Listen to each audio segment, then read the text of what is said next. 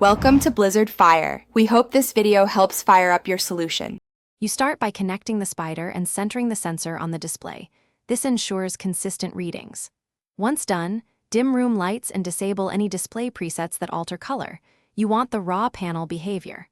Launch the Spyder application and select the correct target, sRGB or a 2 gamma white point depending on your workflow.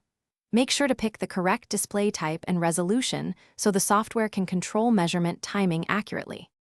You now follow the software prompts as it cycles through color patches. Keep the sensor flush and avoid touching the screen. As it displays each patch, wait for the value to stabilize before the next capture because transient flicker or backlight modulation will skew results. The program measures across luminance and hue to build an accurate profile, and it averages multiple samples, so be patient. Once readings complete, review ambient light compensation and accept suggested adjustments to gain, and you finish by generating the ICC profile and giving it a clear name so you can identify it later. Save it to the System Profiles folder.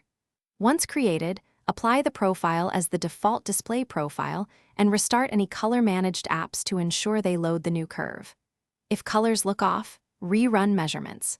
Make sure to remeasure when delta E exceeds 3 when you notice brightness drift, or if display flicker invalidated readings. Those are the common failure.